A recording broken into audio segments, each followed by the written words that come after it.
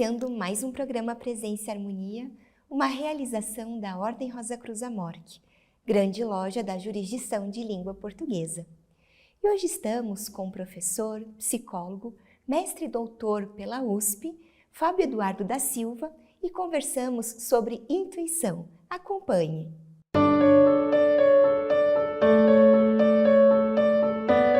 Fábio, que bom voltar a recebê-lo aqui no programa Presença e Harmonia. Seja bem-vindo. Obrigado, Vivian. Fico muito feliz de poder presencialmente de novo, estreando aí essa nova fase que a gente está vivendo mais física de novo, mais presente. E é sempre uma honra e uma alegria poder contribuir com o programa, enfim, com a ordem, de uma forma geral. Muito grato.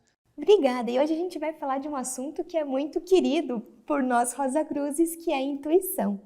Então, você pode começar contando pra gente o que é intuição?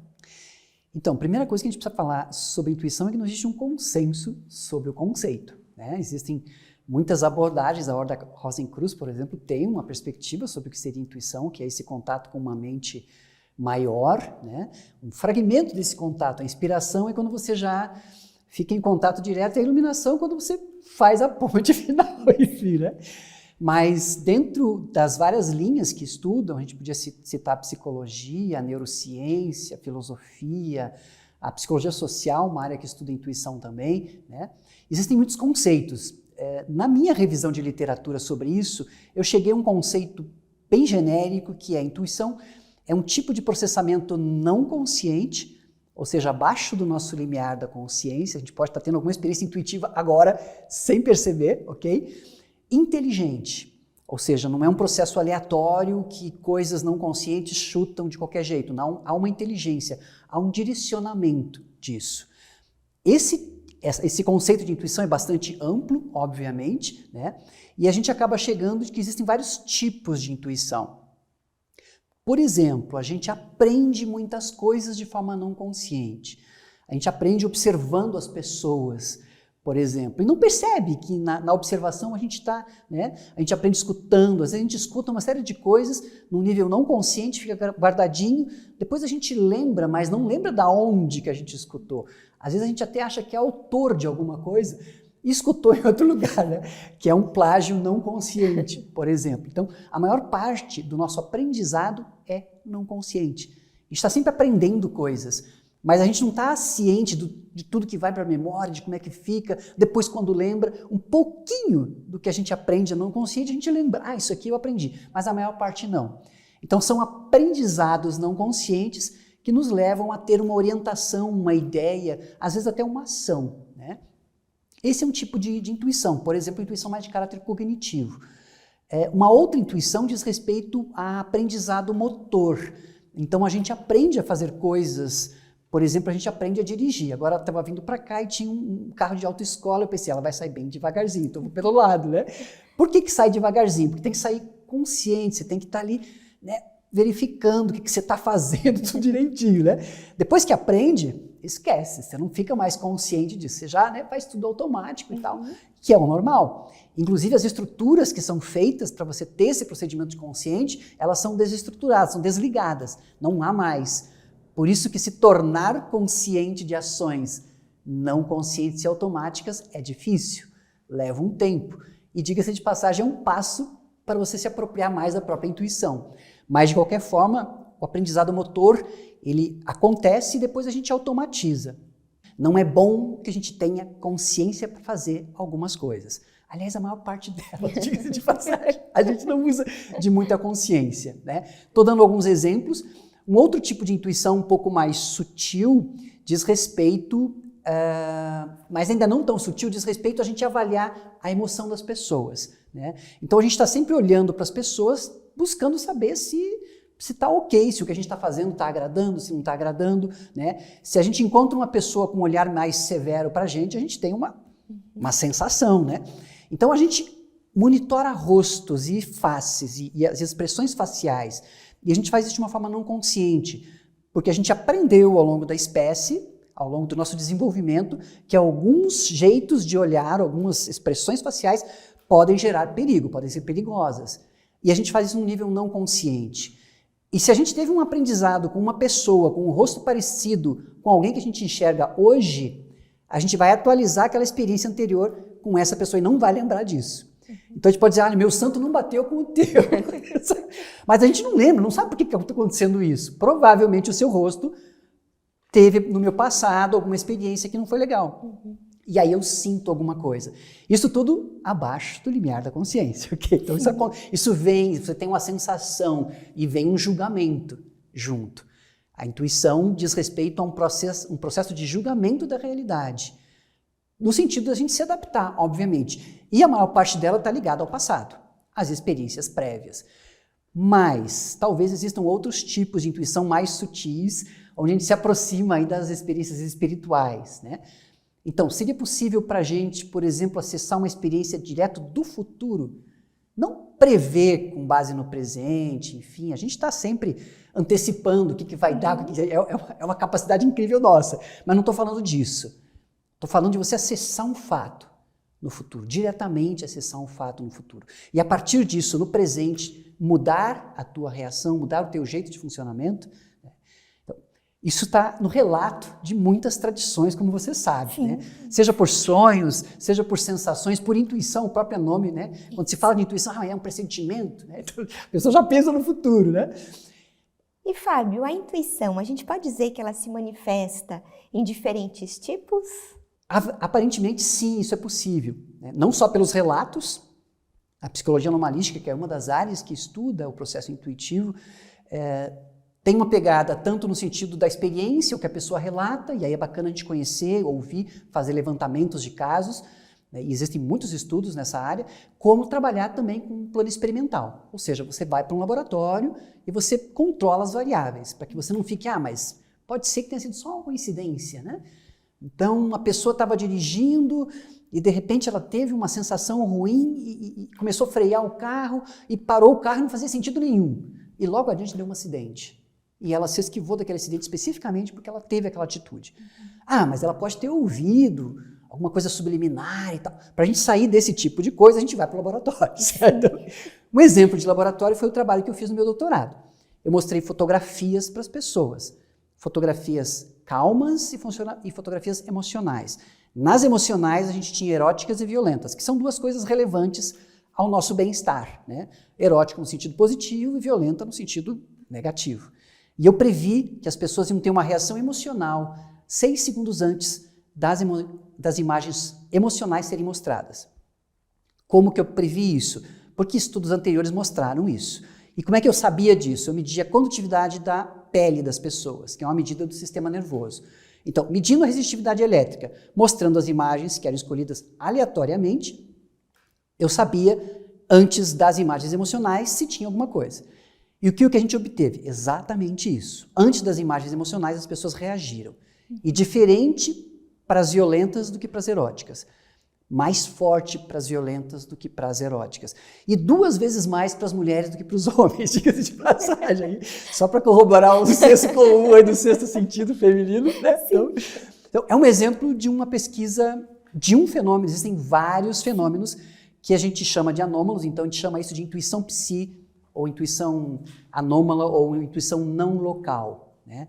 Dei o exemplo da pré-cognição, podia dar um exemplo de processos telepáticos ou de organização do próprio organismo, de influência do próprio organismo à distância. Existem várias áreas, né? Então uma pessoa está aqui, sente um mal-estar e daqui um pouco toca um telefone, uma notícia ruim de alguém muito querido que naquele momento que a pessoa sentiu mal, estava à distância tendo uma experiência ou de morte ou um acidente. Você também leva isso para um laboratório. Você consegue também fazer isso, né? Por exemplo, monitorando de novo alguma medida fisiológica, eu estou dando o exemplo da resistividade, mas existem várias medidas, algumas medidas neurológicas também, né? Quando a pessoa está lá, tranquila, sem saber nada do que está acontecendo com a amiga dela tenta fazer 2 coisas. Uma delas é ativar, tipo, imagina a pessoa correndo, pulando, ou levando um susto. No outro momento ela tenta imaginar a pessoa calma, tipo assim, caidinha, né? E em outros momentos ela desliga da pessoa, que é um momento de controle. E depois você pareia o tempo de ativação, de redução e o tempo de controle com a fisiologia da pessoa. São áreas que mostram alguma evidência interessante de que existem experiências intuitivas e que transcendem, parecem transcender tempo e espaço. Aliás, dei um exemplo de cada tipo, de tempo e de espaço. Né? E para terminar esse en passant rápido sobre os tipos de intuição, não posso deixar de falar de alguma intuição que nós chamamos nesse levantamento, né, dos tipos de intuição existencial, que estaria mais ligado a processos mais sutis de sentido da vida para a pessoa e também experiências transpessoais, espirituais. É como se a pessoa tivesse em contato, normalmente em estado modificado de consciência, com alguma coisa que dá uma certeza para ela que ela está na direção certa da vida dela. Seja uma ação social, seja uma ação espiritual, alguma coisa que quando ela sente isso, independente, isso é bastante interessante, que é independente dos estímulos externos. A pessoa às vezes não recebe reforço positivo do que ela está fazendo, mas ela tem uma certeza tão grande daquilo que ela segue aquilo, persegue aquilo até que dê certo, até que ela consiga alguma coisa. A gente vai encontrar isso não exclusivamente, mas em pessoas ligadas às religiões. Né? Não necessariamente só os criadores das religiões, mas pessoas que estão engajadas, que estão voltadas a um processo espiritual e que têm uma metamotivação, como dizia o Abraham Maslow, né? No último nível da pirâmide da necessidade dele, que é a autorrealização. Então parece que a intuição também, parece porque essa área é muito mais difícil de você pesquisar experimentalmente, óbvio, eu sou um pesquisador, preciso falar isso. Parece que a intuição também está ligada com alguma coisa mais profunda na gente, que orienta, como se lá no fundo da nossa alma, vou usar essa expressão aqui entre aspas, nós sabemos qual o melhor destino a seguir. Se a gente pensar nesse exemplo anterior que eu dei, de que a gente consegue acessar o futuro, é óbvio que eu trabalhei só com 6 segundos, num laboratório é muito complicado você trabalhar com espaço maior de tempo, né? Faz sentido, porque de repente, se a gente consegue acessar um futuro, talvez existam possibilidades de futuro, e talvez algumas delas sejam mais profícuas, sejam melhores para nós. Talvez algumas delas reflitam o nosso melhor desempenho, a nossa realização mais ampla. E se isso existir, talvez a gente consiga acessar aqui e agora. Agora, o grande problema é como que eu separo isso de outras tantas coisas, da minha vontade, do meu ego, das minhas ilusões, né? De outras coisas do passado. Né? Então, fica aí um super desafio. E até pegando disso que a gente está comentando, é possível então, né? A intuição, ela é uma habilidade inata ou a gente pode desenvolver, né? Ou aprimorar a própria intuição? Eu creio que as duas coisas são válidas. A gente é predominantemente intuitivo, o que significa que a gente funciona predominantemente num nível não consciente. Existem abordagens cognitivas e neurocognitivas que não deixam dúvida disso sobre hoje, né? Sobre esse fato. Nós temos nesse momento um modelo de processamento mental humano chamado novo inconsciente, que pressupõe que a gente funciona num nível amplamente consciente na maior parte do tempo. Em outras palavras, todos nós somos muito mais intuitivos do que racionais, lógicos, conscientes, aqui controlando, sabendo. Isso é uma ilusão útil que a gente tem, saudável, né? Não é bom se ficar pensando que você não está percebendo nada, não está controlando nada, não é consciente de nada, isso não é saudável, okay? Mas isso é um fato, né? A ciência mostra que o que nós percebemos em relação ao que nós não percebemos, vou te dar uma proporção, é 1 contra 222 mil. Em outras palavras, nós seríamos conscientes aqui agora, para falar só dos sentidos sensoriais, 0,00002% de consciência, ou seja, é muito pequenininho e a gente não tem como ter ideia disso a não ser estudando. Né? Então, de uma forma geral, isso é nato. É bom que nós sejamos amplamente inconscientes. É saudável para a evolução. Por outro lado, também é bom que a gente desenvolva a consciência. Sim. Da mesma forma que não consciente é bom, estar mais consciente também é bom. Por isso que a natureza selecionou isso. E nesse sentido, algumas habilidades conscientes podem interagir com habilidades não conscientes.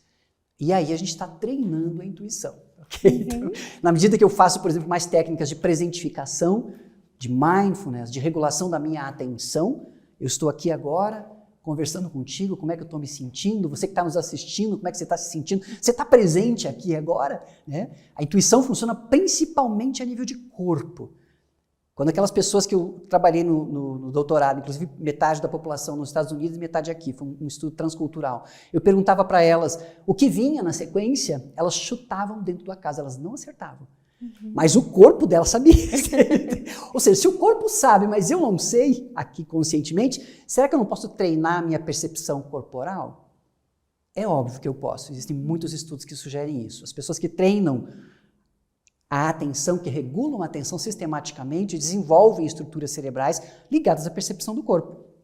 Por exemplo, as ínsulas, que são estruturas ligadas ao nosso mapeamento corporal e que traz isso para a consciência, né? O córtex pré-frontal, que é esse foco que a gente tem de conseguir estar mais no presente e manter a atenção. Então, tudo isso que é consciente, que pode ser treinável, acaba auxiliando com que você perceba mais processos não conscientes. E a partir disso, é uma hipótese de trabalho, você pode colaborar com esses processos. Eu não creio que a gente possa controlar isto. Não acho isso nem saudável, hipoteticamente falando, né? A gente vive numa cultura doente que tenta controlar tudo, não controla coisa nenhuma, tá aí os fatos para mostrar a gente, né? As guerras, as confusões, enfim, tudo que a gente está metido. Mas é possível, na medida que eu percebo mais a mim mesmo, e aqui a gente está falando de autoconhecimento em vários níveis, que eu percebo mais as minhas emoções, por exemplo. As emoções são um tipo de intuição. Então a gente avalia o presente, a emoção é a base do julgamento, né? Aqui agora a gente está julgando o que está acontecendo, você está julgando, eu estou julgando, você que está nos assistindo também está julgando, a cada coisa que acontece, cada movimento que eu faço é um julgamento atrás do outro. Segundo a segundo a gente julga. Para quê? Para saber se é bom, e se é bom a gente se adapta. Se é ruim, a gente se afasta, ou luta, ou foge, ou congela, faz alguma coisa, né? Enfim. Então, a intuição está ligada também à emoção. Se eu conheço mais as minhas emoções, se eu trabalho mais as minhas emoções, em particular as difíceis, as negativas, todas são boas, mas algumas são mais pesadas, algumas fecham mais, nos limitam mais, né? São tão importantes quanto as positivas. Mas na medida que eu conheço mais isso, eu também posso gerenciar melhor isso. Algumas emoções não são oportunas. Se eu ficar com raiva agora, não vai ser legal nesse momento. Então eu preciso regular isso, fazer alguma coisa para voltar a um estado legal, né? Se eu ficar com muito medo agora, trava meu conhecimento, né? Então se eu for dar uma aula, esses dias eu fui dar uma aula e teve um problema técnico. Aí veio a pessoa para tentar resolver o problema técnico. Uma certa altura ela desistiu e disse, ó, professor, se vira. E saiu. Eu fiquei, poxa vida, que hora, parabéns, legal, bacana, que bom. Bom, eu fiquei mais meia hora para resolver o problema e fiquei com raiva da pessoa, óbvio. Sim. Dar uma aula com raiva não rola. A raiva é uma emoção que deixa a gente, burrinho. Com o perdão dos animais que são muito inteligentes, mas é uma construção nossa. A gente fica fechadinho, sem capacidade cognitiva. Então, o que você tem que fazer no momento desse se você percebe que está com aquela emoção? E aí volta de novo a consciência, né? Se você não percebe, você começa do jeito que está e vai brigar com algum aluno, vai fazer de algum jeito, vai descarregar de algum jeito, né? Usa alguma técnica de regulação emocional. E a partir disso, volta a um estado que seja favorável e flui de novo por outros caminhos, entende? Então vejam que isso já é um tipo de treino da própria intuição. Tanto dessas mais básicas, como eu creio das mais sutis. Seria possível treinar para fazer melhores decisões sentindo um futuro? Tá aí uma questão interessante para a gente pensar. Com certeza. E a gente pode falar em relação à relação entre intuição e o instinto. A gente tem como distinguir esses dois conceitos? Da forma que eu estou trazendo a intuição, existem várias distinções, óbvio, né? Existem vários conceitos de intuição. Da forma que eu estou trazendo como uma inteligência não consciente, é um tipo de intuição, um tipo mais básico de intuição, de regulação do organismo, né?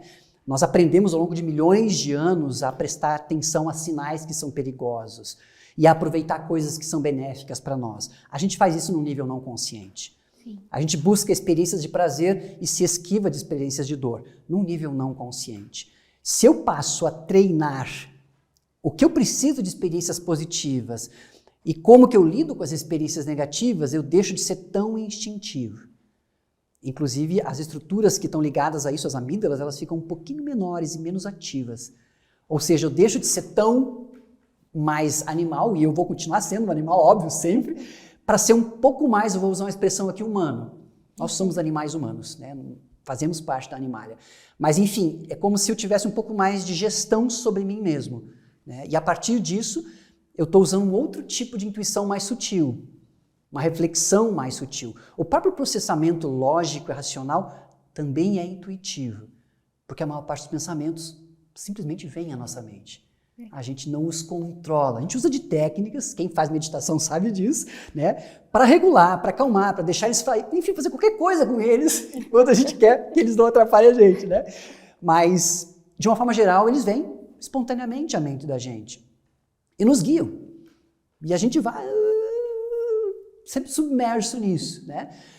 Quem guia esses pensamentos todos? As emoções. Atrás de pensamentos, atrás de crenças, atrás de cognições, tem emoções. Então, na medida que você trabalha mais esse processo, vou chamar aqui de instintivo, mais básico, você vai liberando espaço para outras intuições, para coisas mais sutis. Então, existem tipos diferentes de intuição, níveis diferentes de intuição. Todas elas são importantes, diga-se de passagem. Perfeito. Esses níveis mais sutis estão relacionados, então, possivelmente, a esse olhar mais espiritualista em relação à intuição. Eu quero acreditar que sim. Afirmar é sempre perigoso, mas na minha perspectiva, até o momento, parece-me que sim, né? Quando você está um pouco mais solto de processos mais básicos, aqui voltei para o Maslow, né? Você tem mais espaço para ter processos mais sutis. Estou lembrando de uma pessoa agora que eu admirei muito. Na minha adolescência eu trabalhava com projetos sociais e nós fazíamos um trabalho com educação popular. E nesse momento nós conhecemos aqui em Curitiba uma pessoa, que é o Marcelo, se a memória não me falha agora, ele era coordenador do Movimento Nacional de Meninos e Meninas de Rua. Tinha uma chácara aqui em Curitiba, inclusive. Num dado momento da vida dele, ele entendeu que aquele processo tinha fechado, outras pessoas iam tocar aquilo, e ele sentiu vontade de ir para São Paulo para trabalhar com os moradores de rua. Muito bem, ele fazia parte da Igreja Católica, ele podia ir de avião, ou podia ir de carro, ou podia ir de ônibus. Como que ele foi? Como que ele foi? A pé. Ele foi a pé. Eu não sei quantos dias ele levou, enfim, não importa, né? Mas o que eu estou dizendo é que uma pessoa dessa não está motivada por processos básicos. Uhum. E ele está morando na rua com os moradores. Não está motivada em conforto, não está motivada por coisas que para nós são caras, para a maior parte de nós são caras. Já está motivado por processos mais sutis. Ou seja, onde a fisiologia e processos mais básicos já não são mais tão importantes. Uma crença tão forte naquilo que ele estava fazendo, ele vem de uma tradição franciscana, né, do desapego, da pobreza, enfim, da dedicação, que aquilo faz sentido. Então você já está num nível mais sutil da vida. Com certeza. Tem um exemplo só para... Existem outros tantos, quis pegar um simples para não pegar uma pessoa mais conhecida, mas existem muitas, como a gente sabe, na cultura, né? Então, isso, perfeito. Agora, existem perigos relacionados ao uso ou desenvolvimento da intuição? E se sim, como que a gente pode lidar com ele? Pois é, até agora parece que está tudo muito bacana, né? Tudo muito bonito, vamos lá, vamos treinar a intuição, gente, que é tudo de bom, né? Bom, para toda luz surge uma sombra, né? A gente chama que a intuição tem também o seu lado sombrio, né? Primeiro que nós, ao fazermos julgamentos não conscientes, e é o que a gente mais faz, né? Julgar não é ruim, é saudável. Eu tenho um trocadilho que a gente aprendeu ao desenvolver técnicas, né? Julgue para crescer, cresça para não julgar. Julgue para crescer por quê? Porque a gente está sempre projetando coisas nossas nos outros, né? Todo julgamento é autobiográfico, todo julgamento tem uma parcela não consciente nossa. Na medida que a gente vai desenvolvendo, perceber mais isso que a gente joga nos julgamentos, a gente precisa julgar menos. Então a gente vai crescendo devagarzinho. Ou seja, muito do que a gente julga, a gente se engana. Então, um perigo da intuição é achar que você tem uma ótima intuição e você pode confiar 100% nela, né? E quando você tem uma certeza, aquilo, com certeza que está certo. Aliás, quanto mais certeza que você tem de que alguma coisa está certo, maior é a chance de você estar errado. Entendi. Por que isso? Porque você já sabe que você está errado. Então você está criando um mecanismo para se enganar. Você está criando, né? Qual é a diferença de uma falsa memória para uma memória normal? A falsa memória é muito mais brilhante, você tem mais convicção. Não, isso aqui com certeza é assim. Sim. Sabe? Você sabe que não é assim. Então a gente se engana. A intuição tem esse lado de que, como é não consciente, muito do que acontece nesse nível a gente não fica nem sabendo que a gente se enganou. Então, treinar a intuição implica em treinar humildade. Valores que estão presentes em todas as tradições, inclusive na Ordem Rosa Cruz. Porque essa coisa da inflação do ego está presente nas pessoas que treinam o desenvolvimento espiritual. Não ao acaso, em várias pesquisas, com vários grupos de pessoas, o nível de narcisismo ou de vaidade é maior nessas populações. Por quê? Porque você está desenvolvendo, você está, né, uau, uau, uau, vai inflando, inflando o ego, inflando a ilusão.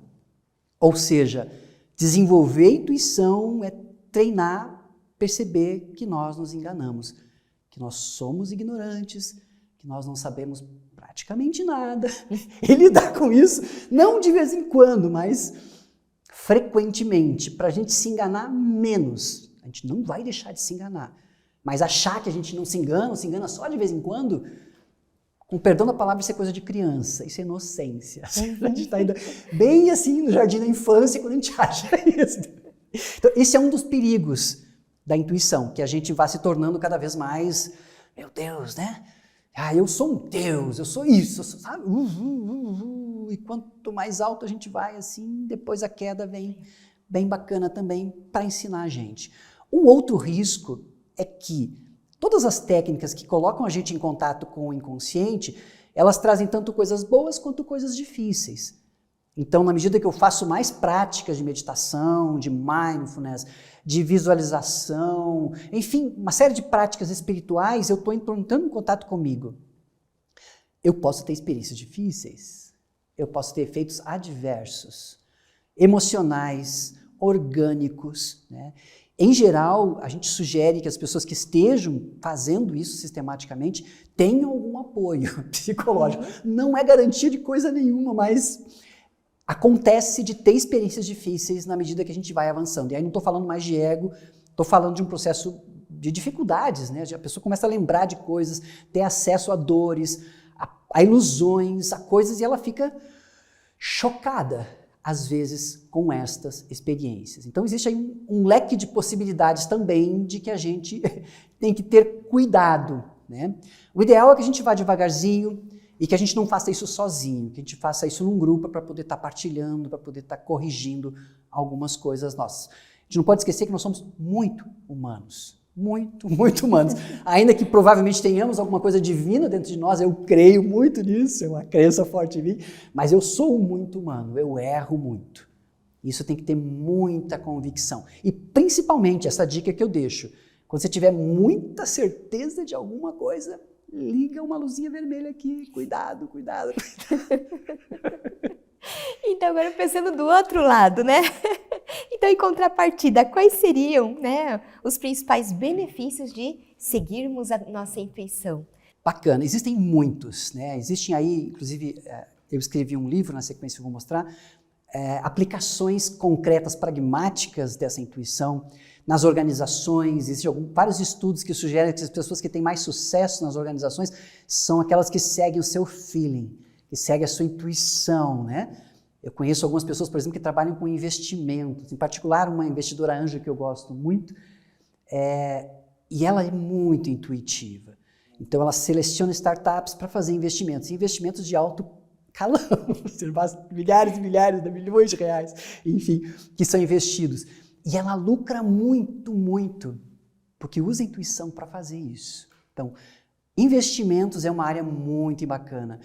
Inovação, empreendedorismo, são áreas onde a intuição está muito presente, existem muitos estudos sobre isso.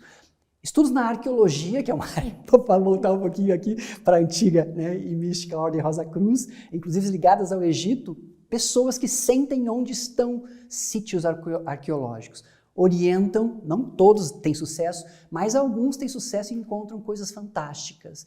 Navios desaparecidos, enfim, sítios muito bacanas. Ou seja, é uma área muito, muito bacana. Em 98, quando eu fiz um curso nos Estados Unidos, eu conheci pessoas que trabalham para a polícia, sensitivos que trabalham para a polícia, né? E a gente fez alguns experimentos com eles e a gente soube de casos muito interessantes.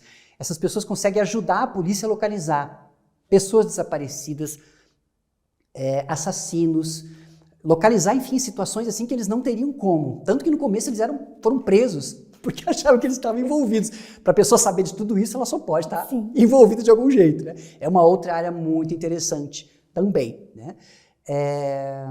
Nós fizemos aqui em Curitiba um treino estava comentando contigo antes, né, com corretoras de imóveis para elas treinarem a intuição e tentar ser mais assertivas com relação à indicação de imóveis que elas teriam para as pessoas que vêm ao encontro delas. Nós fizemos um protocolo experimental, onde elas tinham que acertar numa ficha com 5 pessoas e 60 imóveis, qual imóvel ia ser locado, né? Fizemos esse teste com pré-cognição e clarividência antes e depois da experiência.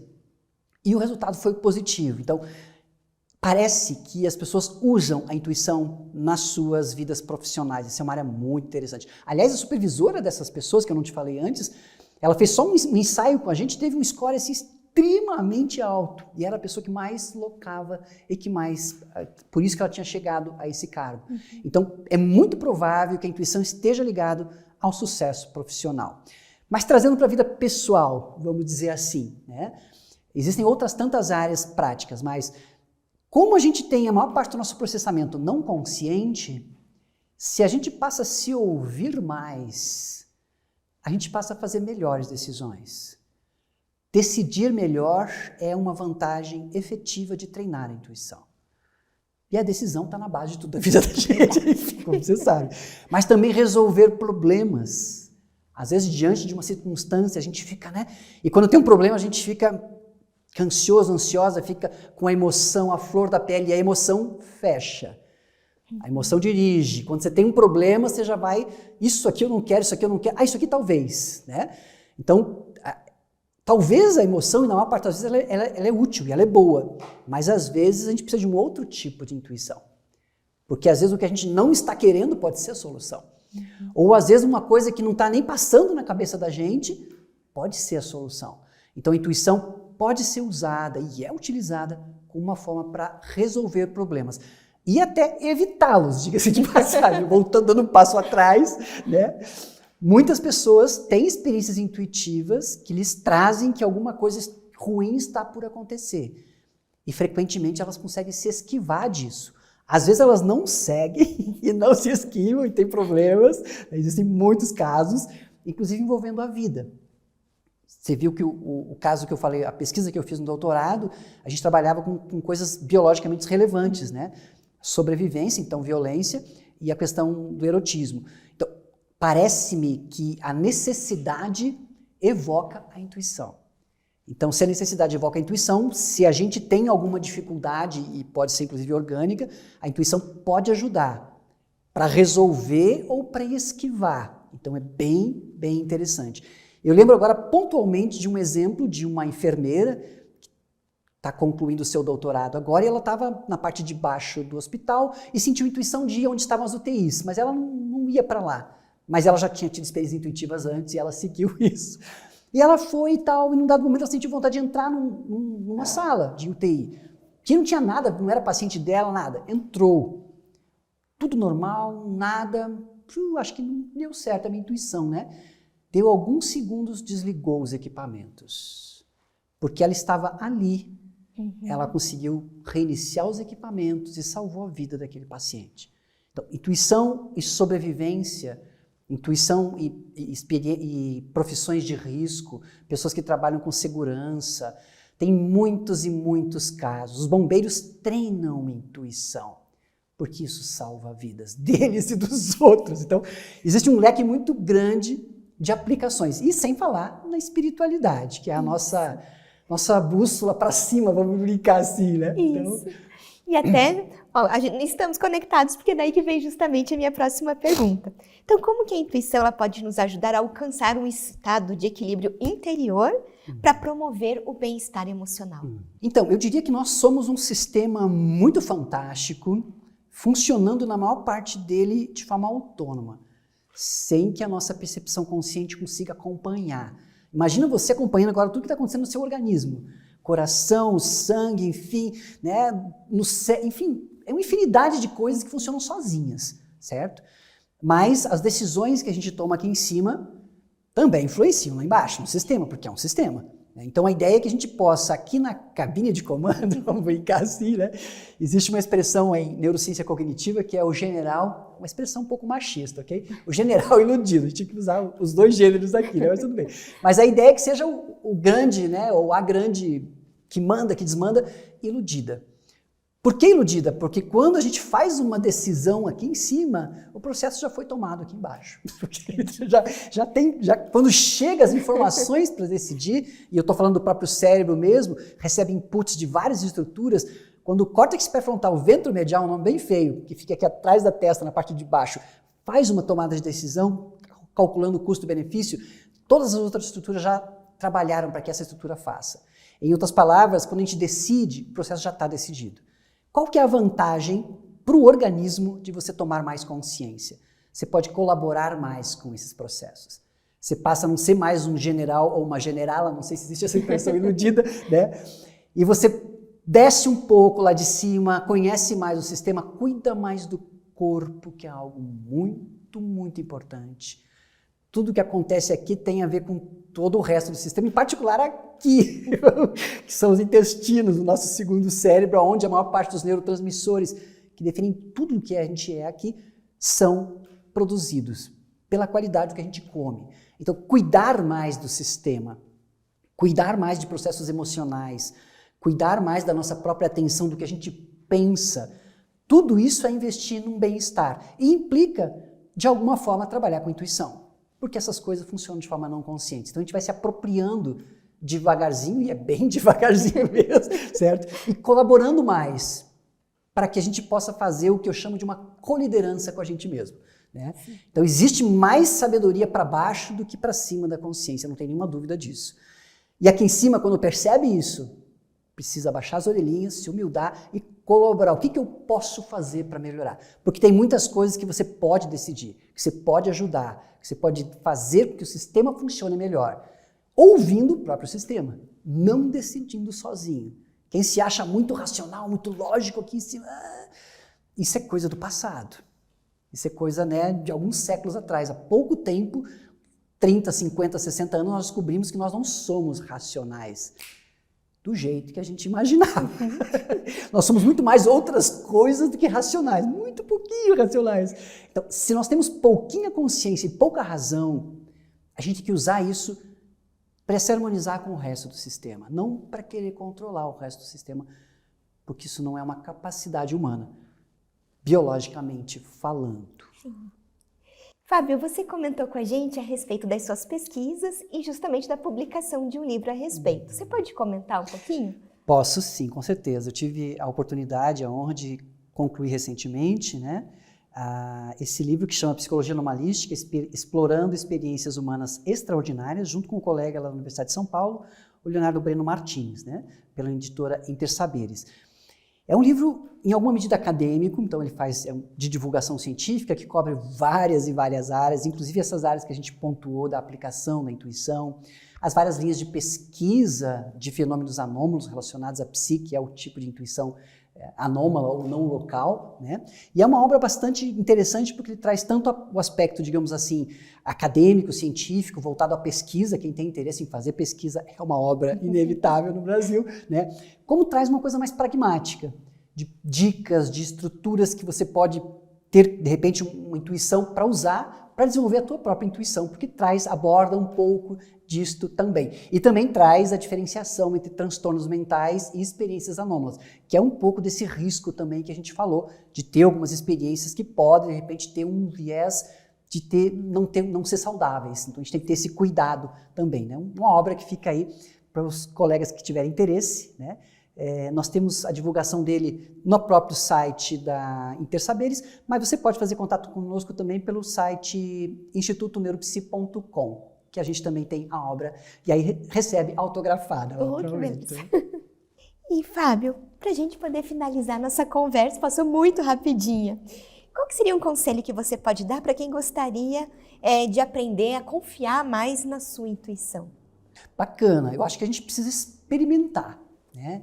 É um desenvolvimento que a gente começa, não termina nunca mais, obviamente, né? Quem sabe? Quem trabalha na espiritualidade, você que está me ouvindo, se você tem práticas, você sabe que é um começo sem fim, você vai, né? Mas a gente vai se experimentando, se explorando e testando a intuição em coisas menores. Algumas vezes a gente se depara com coisas grandes e tem que decidir. Então, nesse momento, é um momento bacana de você confiar mais nesses processos, que são mais sábios que a nossa própria consciência. Não há nenhuma dúvida que processos não conscientes sabem mais e melhor do que eu aqui em cima consciente. Por outro lado, não é nem tanto lá e nem tanto cá. Se temos uma parte consciente, certo? É importante usá-la bem, né? Para colaborar com esse sistema. E na medida que a gente vai fazendo isso, a gente vai confiando mais. Até porque se a gente já sabe o que existe no futuro, a gente também sabe aqui e agora qual a melhor atitude a fazer. Então a gente vai aos poucos. E quando a gente se depara com coisas difíceis, aqui cabe a compaixão. Todos nós somos muito limitados, todos nós somos muito vulneráveis, né? Não há nenhuma dúvida disso. Se você tem alguma dúvida disso, cuidado, né? Que a qualquer momento você vai perder essa dúvida na prática. Todos nós somos... Bom, a pandemia trouxe isso pra gente, né? Não só a pandemia, mas enfim. Então a ideia é que a gente possa ir gradativamente se amando mais, se aceitando mais, colaborando mais com a gente, com a sociedade. A intuição também não é uma coisa pessoal para dar tudo certo para o Fábio, ou para a Vivian, ou para quem quer que seja. Intuição é um processo coletivo. Essa é uma das coisas fortes, assim, saindo do plano experimental mais científico, mais filosófico. A intuição é um acesso a um processo maior. Então ela está a serviço de um processo maior.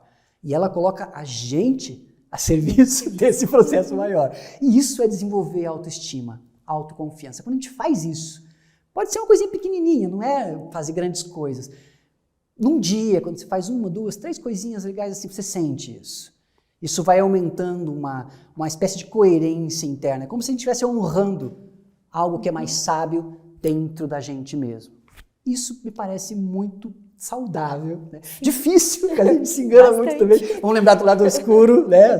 Poxa, estou fazendo tudo certo, uau, uau. Cuidado, menos. Isso. Né? Mas é um caminho que eu trabalho, né? Inclusive com grupos, né? No sentido de desenvolvimento da intuição. Nós temos um método que criamos para isso, mas eu não sei se dá tempo da gente falar disso agora. Enfim. Eu lembro dos seus cursos, tudo, né? Dos momentos que você justamente jogar bola, né? Acho que, não sei se ainda faz parte, algo nesse sentido da gente ver como é que nós estamos atentos àquele momento. Né? Fábio, quero agradecer muito, né, a sua presença aqui, tudo que você compartilhou conosco hoje. Muito obrigada. Eu que agradeço, Vivian, a você que está nos assistindo, a gente segue colaborando. Obrigada. Aproveito para lembrar do nosso e-mail, presenceharmonia@morc.org.br. É muito importante para nós essa via de comunicação que nós temos com você que nos assiste.